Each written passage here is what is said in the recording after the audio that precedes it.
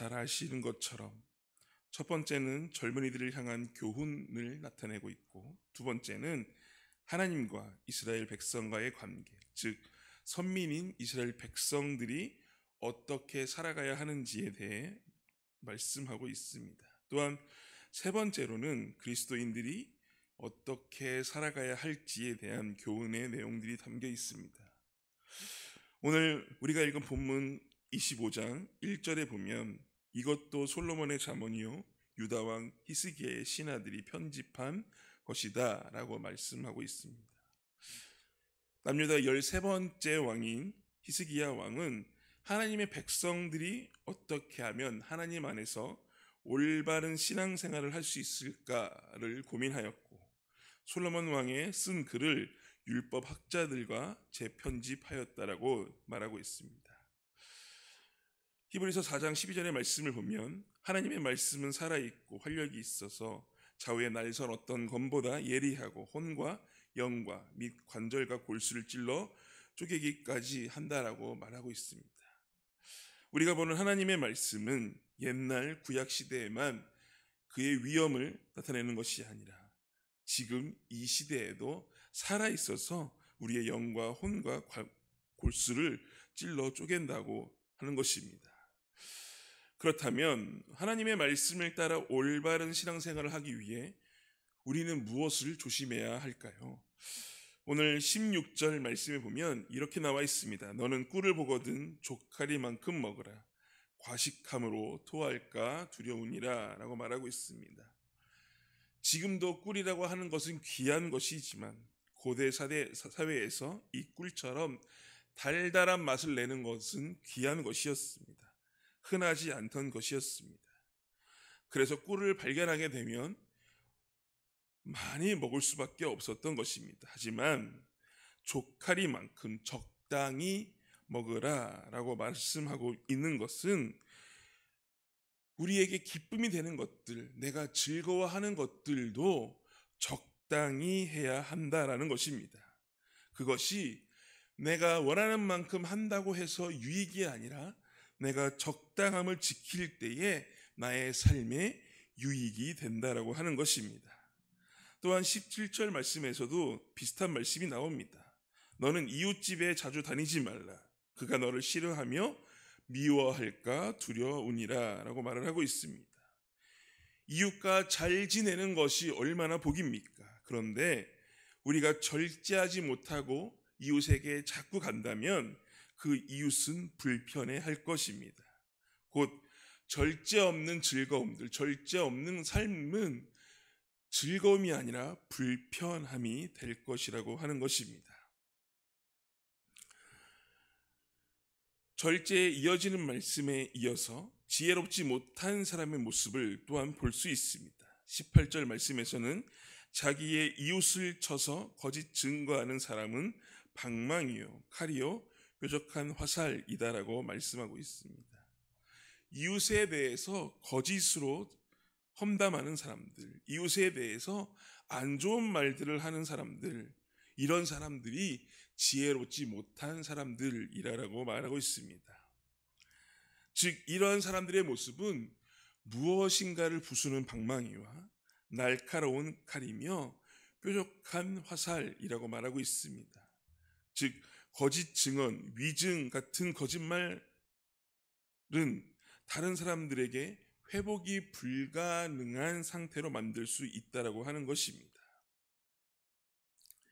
날카로운 말들로 상처를 주고 그 상처로 인해 그 사람이 얼마나 아플지를 알면서도 장난으로 그런 말을 하였다고 하는 사람들, 재미 때문에 하였다고 하는 사람들, 그 말들을 통해 칼과 같은 아픔들, 심장이 화살에 박히는 아픔들로 회복할 수 없는 상처를 입기도 한다고 하는 것입니다.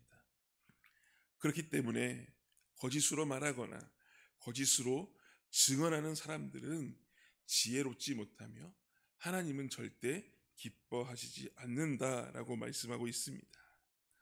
또한 20절의 말씀을 보면 마음이 상한 자에게 노래하는 것, 추운 날에 옷을 벗음 같고 소다 위에 식초를 부음 같으니라 라고 말하고 있습니다.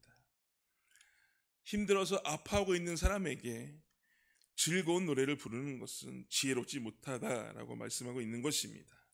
이러한 모습은 자기밖에 모르는 이기적인 모습, 개인주의의 모습이라고 말씀하고 있습니다. 즉 지혜가 부족한 삶의 모습이다라고 말을 하는 것입니다. 지혜롭지 못한 삶에 사는 사람들은 어떤 모습입니까? 이웃에게 악한 행동을 하고 하나님이 기뻐하시는 모습이 아니라 자신이 기뻐하는 모습들만 추구하며 절제가 없는 이기적인 모습을 가지고 있다라고 하는 것입니다.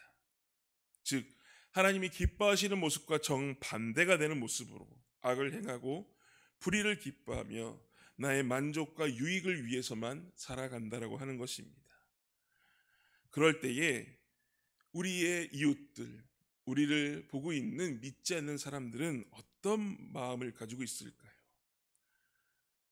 즉 우리가 세상에서 빛과 소금의 삶을 살아가야 하지만 우리가 그렇지 못한 삶으로 말미암아 사람들은 우리를 통하여 하나님의 모습을 볼 수 없다라고 하는 것입니다. 기억하실지 모르겠지만 2005년도에 박찬욱 감독의 영화 중에 친절한 금자씨라고 하는 영화가 있습니다. 그 영화 초반부에 보면 찬송가를 부리던 많은 사람들이 커피를 마시다가 어떤 한 사람을 마중 가야 될 때 자기가 들고 있는 모든 쓰레기들을 길바닥에 버리는 모습들을 볼 수 있습니다. 어쩌면 이러한 모습들이 지금 우리 크리스천들의 모습은 아닌지 되새겨봐야 될 것입니다. 말씀을 다시 보면 27절 말씀입니다. 꿀을 많이 먹는 것이 좋지 못하고 자기의 영예를 구하는 것이 헛되니라 라고 말하고 있습니다. 영예는 하나님이 허락하신 삶의 자리에서 최선을 다해 살아갈 때 주어지는 상입니다. 그런데 영예만을 위해 살아가게 되면 결국 헛되다라고 말씀하십니다. 또한 28절 자기의 마음을 제어하지 않는 자는 성읍이 무너지고 성벽이 없는 것과 같다라고 말하고 있습니다. 내가 나의 마음을 제어하지 못하는 사람은 성벽이 없다라고 하는 것입니다. 즉 절제하지 못하는 사람의 마음에는 성읍이 무너지고 성벽이 없는 것 같다라고 하는 것입니다. 옛날 사람들에게 성벽은 매우 중요한 것이었습니다. 적들의 침략을 방어할 수 있고 약탈당할지도 모르는 모든 것들에서 방어해주는 유일한 것이기 때문입니다. 그런데 절제를 모르는 사람은 이 성벽이 내 마음 가운데 없다라고 하는 것입니다. 이렇듯 나의 삶에 절제할 수 없는 삶들이 계속되어지면 결국 삶이 망가지게 되고 피폐해지게 될 것입니다. 그리고 우리의 마음이 멈추고 그만해야 하겠다라고 하는 생각들을 가지고 있어야 한다고 하는 것입니다. 즉 절제의 마음이 반드시 필요하다고 하는 것입니다. 성령의 9가지 열매인 절제는 나의 욕망이 아니라 하나님의 말씀을 바라보며 내가 원하는 삶이 아니라 하나님이 원하는 삶을 살아가는 것, 하나님이 기뻐하시는 삶을 살아가기 위해 내 안의 기쁨과 즐거움들을 멈추고 삶을 돌아보는 것, 이러한 것들이 절제라고 하는 것입니다. 내 기분, 내 감정만 우선이 아니라 하나님의 마음과 말씀이 기준이 될 때 우리는 절제하는 삶을 살 수 있습니다. 또한 내 삶이 하나님이 원하시고 기뻐하시는 삶을 살아갈 수 있는 것입니다. 우리 안에 절제의 삶, 절제의 모습이 지켜지기를 소망합니다. 그래서 하나님을 기쁘시게 하며 또한 우리의 모습을 통해 하나님이 살아계심을 증거되는 우리의 삶이 되기를 소망합니다. 그럴 때 오늘 말씀을 통하여서 우리의 모습을 통하여서 믿지 않는 사람들이 목마름 속에서 시원한 냉수 같은 하나님을 알게 되고 또한 구원이라고 하는 기쁨의 소식을 알게 될 것입니다. 오늘 하루 내 주위를 돌아보며 하나님의 말씀을 따라 우리의 삶을 절제하고 때론 멈추는 삶을 통해 하나님이 기뻐하시는 삶을 살기를 소망합니다. 또한 하나님께 영광 돌리는 삶을 살아가기를 소망합니다.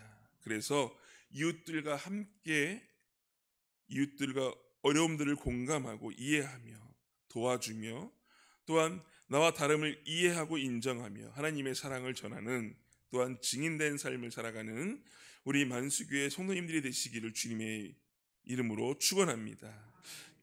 기도하겠습니다.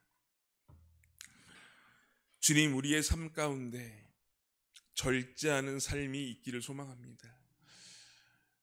나의 즐거움을 위해, 나의 만족을 위해, 그것들을 누리기 위해 애쓰고자 하는 삶이 아니라 절제함으로 하나님께 기쁨이 되어지고 하나님께 영광이 되어지는 삶이 되어지기를 소망합니다. 그래서 그 삶을 통해, 우리를 통해 하나님이 살아계심을 보게 되고 믿지 않는 사람들이 우리의 삶을 통해, 우리의 모습을 통해 하나님의 그 기쁨의 소식, 구원의 그 기쁨의 소식을 알게 되고 접하게 되는 오늘 하루의 삶이 될 수 있도록 인도하여 주옵소서. 그래서 우리만 아는 것이 아니라 이 기쁨의 소식이 전해지고 또한 알게 되며 우리의 삶 가운데 품겨내는 그런 놀라운 하루의 삶이 될 수 있도록 인도하여 주옵소서. 그렇게 살아가기로 결단하고 그렇게 살아가기로 오늘도 다짐하는 우리 성도님들의 삶 속에서 주님 임재하여 주옵시고 함께하여 주옵소서. 그래서 우리의 성도님들의 삶을 이끌어 주옵소서. 오늘 함께 하시는 그 주님을 체험하고 함께 걸어가는 그 주님의 능력을 경험하는 우리 성도님들의 삶이 될 수 있도록 인도하여 주옵소서. 우리를 사랑하시는 예수님의 이름으로 기도합니다. 아멘. 하늘에 계신 우리 아버지여, 이름이 거룩히 여김을 받으시오며 나라에 임하옵시며 뜻이 하늘에서 이루어진 것 같이 땅에서도 이루어지이다. 오늘날 우리에게 일용할 양식을 주옵시고 우리가 우리에게 죄 지은 자를 사하여 준 것 같이 우리의 죄를 사하여 주옵시고 우리를 시험에 들게 하지 마옵시고 다만 악에서 구하옵소서.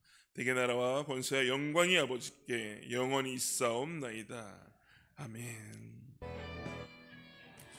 우리 시간 첫 번째로 기도할 때에는 나의 삶을 통해 하나님이 기뻐하시는 삶을 살아가고 이타적인 사랑의 모습을 가지고 살아가면서 예수님의 모습을 닮아가는 삶이 될 수 있는 하루가 되도록 기도하시기 바랍니다.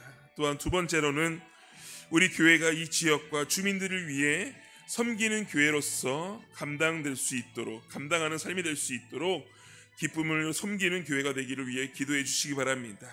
그리고 우리 교회의 아픈 성도님들을 위해서 또한 담임 목사님과 교역자들을 위해 기도해 주시기 바랍니다. 세 번째로는 다음 세대들을 위해 기도해 주시기 바랍니다. 우리 아이들이 나만 아는 이기적인 삶이 아니라 다른 사람들을 사랑하는 이타적인 마음으로 양보하고 함께 살아갈 수 있도록 예수님